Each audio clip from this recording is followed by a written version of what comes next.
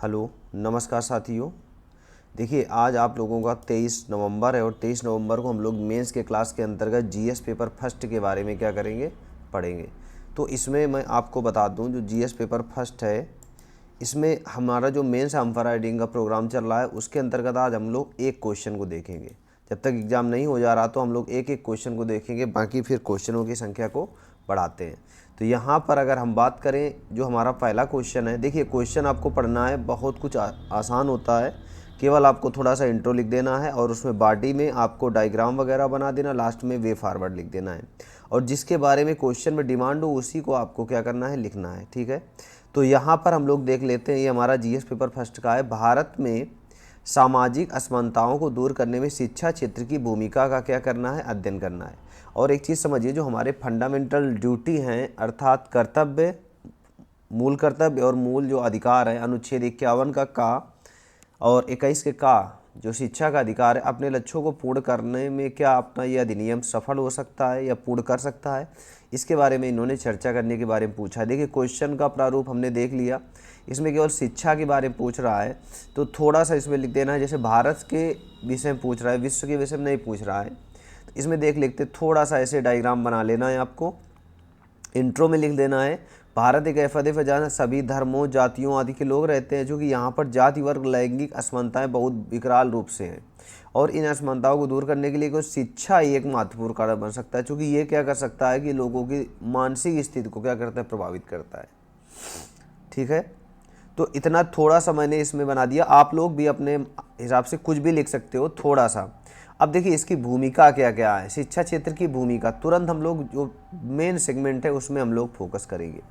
जो भूमिका है, जैसे भेदभाव समाप्त करता है। आपने देखा होगा, बहुत सारे अपने दोस्त हैं हर कास्ट से हैं, है कि नहीं, आ गया ना भेदभाव। और जैसे आपने देखा गांव में भी, और जो आपके विद्यालय जैसे नहीं है प्राइमरी, तो 1995 से आपने देखा होगा मिड डे मील लाया गया था।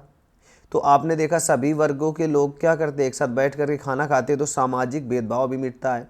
आर्थिक सशक्तिकरण देख लीजिए, जैसे जॉब नहीं लग रही है तो क्या हो गया, रोजगार आपने देखा होगा, बहुत सारे मीडिया क्षेत्र में महिलाएं कार्य कर रही हैं, बहुत सारे लोग यूट्यूब बना रहे हैं, बहुत सारे लोग शिक्षा क्षेत्र में काम कर रहे हैं। अब हम लोगों से कौन ज़्यादा जान सकता है, आप ये समझिए, आर्थिक सशक्तिकरण के बारे में। जो रोजगार के लिए लड़ रहा हो वो कैसे जीवन करता है, था कि नहीं। तो आप ये आ गया। उसके बाद सामाजिक गतिशीलता, समाज किसी भी वर्ग की जो महिलाएं अब देखो शिक्षित हो रही हैं, है ना। कोई भी वर्ग क्या है समाज में अब शिक्षित हो रहा है, शिक्षित होकर के, चाहे मुस्लिम हो, चाहे एससी एसटी हो, चाहे ओबीसी हो, मतलब एनी मोर, सब लोग क्या कर रहे हैं, शिक्षित हो रहे हैं। उसके बाद जन जागरूकता। अब देखिए, आजकल जो मीडिया का ज़माना है, तो अब हर व्यक्ति क्या कर रहा है, आपने देखा होगा लगभग 60% लोग भारत में भी इंटरनेट का प्रयोग अच्छे से करने लगे हैं। पहले कम था रेशियो, अब बढ़ गया धीरे धीरे धीरे धीरे, वो अभी है ना। तो इंटरनेट का प्रयोग कर रहे हैं। मोबाइल तो सबके पास में, लेकिन नेट का प्रयोग बहुत कम लोग कर रहे हैं अभी, है ना, 60% लोग। तो अब ज़्यादातर धीरे धीरे जागरूकता फैल रही है, नहीं फैल रही है, और ये सभी क्षेत्रों में कार्य कर रहे हैं। लैंगिक समानता, महिलाओं को आपने देखा ऑफिस वगैरह में कोई भी भेदभाव नहीं होता, लैंगिक समानता में हो रहा है कि नहीं, वृद्धि हो रही। तो ये सभी शिक्षा के तो काम हैं कि महिलाएं अब घर से बाहर निकल रही हैं। उसके बाद आपने देखा होगा, इसके अलावा हर क्षेत्र में, और अगर आप थोड़ा सा और बढ़ाना चाहो क्वेश्चन को, देख सकते हैं, इतना तो ठीक है। उसके बाद यहाँ पर मैंने और बढ़ा दिया कि हर क्षेत्र में, जैसे सामाजिक हो गया, आर्थिक और राजनीतिक क्षेत्र में उपलब्धियाँ बढ़ी हैं। जैसे अधिक से अधिक लोग शिक्षित होने का प्रयास करें, जैसे स्कूलों में छात्रों की संख्या में क्या हो जा रही है, वृद्धि हो रही है। उसके बाद शौचालयों का विकास हो रहा है। पहले क्या था, असमानता थी, अब यहाँ पर क्या है, शौचालयों का क्या हो रहा है, विकास हो रहा है। नवाचार को बढ़ावा दिया जा रहा है, अब आप देख सकते हैं, है कि नहीं, टेक्निकल क्षेत्र में। हालांकि इसमें कुछ कमियां हमें बतानी है। जैसे कमी क्या हो सकती है, देखिए एक चीज़ और आप समझिए कि जैसे इसकी आपको पीडीएफ लेना, तो पीडीएफ मेरे टेलीग्राम ग्रुप पर उपलब्ध है, वहाँ से आप पीडीएफ को क्या कर सकते हैं, देख सकते हैं, पढ़ सकते हैं, ठीक है ना। हाँ, और चैनल को क्या कर लीजिए, ज्वाइन कर लीजिए आप लोग, और शेयर कर दीजिए सब लोग। तो आपके लोगों से मेरा भी थोड़ा उत्साह होता है। लाइक कर देना अगर अच्छा लगे क्वेश्चन, तो बाकी तो सब ठीक है ना, काम तो चल ही रहा है। तो यहाँ पर हालांकि जो शिक्षा के क्षेत्र में कुछ कमियां, जैसे पहले कमी क्या है, भ्रष्टाचार। अब मिड डे मील में दूध आया तो पहले टीचर है पूरा क्या कर देते हैं, चेक करते ले। जैसे बुधवार को मेरे है कि नहीं, बुधवार को जैसे आपका यहाँ पर, हमारे यहाँ पर दूध मिलता है, तो पहले से जितना भी स्टाफ होता है वही चेक करता है, तो उतना जितना स्टाफ ने पिया उतना क्या कर देते हैं, उसमें पानी मिला देते हैं। तो ये एक भ्रष्टाचार है कि नहीं है? ये खाद्यान्न में भ्रष्टाचार है कि नहीं? वैसे बाबू लोग करते हैं। भेदभाव, लैंगिक समान असमानता हो जाती है, इसमें कमियां हैं। जो भेदभाव होते हैं, जैसे हमारे क्षेत्र में बहुत सारे जो महिलाएं हैं उनको कहते हैं अरे इनको बिटिया हैं, इनको क्या करना है पढ़ा करके, है ना? तो ये लैंगिक असमानता है। कहते हैं कौन सा बिटिया तो दूसरे घर में जाएगी रुपए कमा करके, तो ये एक असमानता हो रही है। दूसरे नंबर पे गुणवत्तापूर्ण शिक्षा का अभाव है। अब देखा होगा गुणवत्तापूर्ण शिक्षा यानी कि 6वीं कक्षा का छात्र 4थी कक्षा के क्वेश्चन नहीं सॉल्व कर सकता है, आप ये समझिए। अच्छी शिक्षा नहीं मिल रही ना, टेक्निकल शिक्षा। दूसरे नंबर में और कमी क्या हो सकती है, शिक्षा संस्थाओं में और कमी भी है। जैसे आपने देखा दूर दूर क्या है, यहाँ पर कमियां हैं। शिक्षा संस्थाओं में क्या है, कमी है। जैसे दूर दूर होना, अब जैसे एक गांव में है दूसरे गांव में है ही नहीं है, फिर उसके गांव को छोड़ करके तीसरे गांव में, तो यहाँ से 4 किलोमीटर में, आप ये बताइए 4 साल का बच्चा कहाँ जाएगा? भाई भारत में बहुत ज़्यादा गांव में आर्थिक संपन्नता तो है नहीं है। आज भी लोग 100 रुपये में पूरा क्या करते हैं, महीना गुजारने का प्रयास करते हैं, सब्जी लेकर के आते हैं। ऐसी कंडीशन मैंने देखी है, ये आप समझिए आप लोग।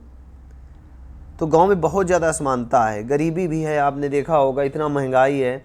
उसके बाद निजी संस्थाओं में महंगी शिक्षा, प्राइवेट कॉलेज है या प्राइवेट इंस्टीट्यूट है तो इतना ज़्यादा महंगी शिक्षा है।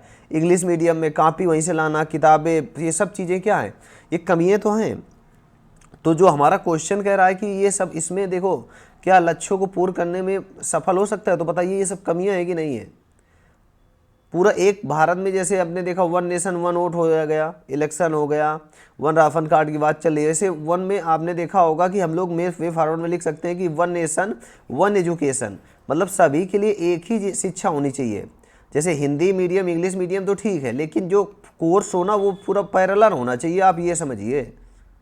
तो क्या होगा कि हमारा जो एक और ट्रेडिशनल हो जाए, जो किताबों का खर्च है वो बच जाएगा, कोर्स भी हो जाएगा। अब हिंदी मीडियम में अलग कोर्स आ रहा है, सीबीएसई में अलग आ रहा है, आईसीएसई में अलग आ रहा है, उर्दू बोर्ड में अलग आ रहा है, मतलब है कि नहीं? पूरा एक आप खुद सोचिए इस चीज़ को कि 1 शिक्षा पूरा होना चाहिए कि नहीं होना चाहिए, मतलब मेरा ये मानना है।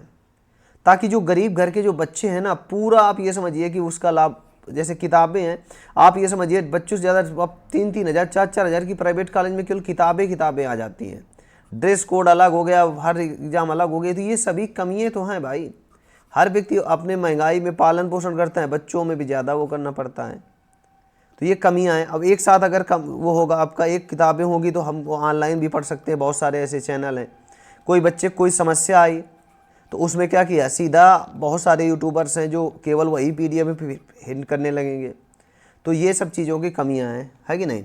अब इसमें देख लेते हैं। हालांकि शिक्षा का अधिकार अधिनियम 86वां संविधान संशोधन अधिनियम 2002 द्वारा मूल अधिकार और 51 के मौलिक कर्तव्य में 6 से 14 वर्ष तक के बच्चों को शिक्षा का क्या करता है, अधिकार दिए गए हैं। ये सभी को मालूम होगा, फंडामेंटल ड्यूटी यानी कि मौलिक कर्तव्य हैं और मौलिक अधिकार हैं, ठीक है।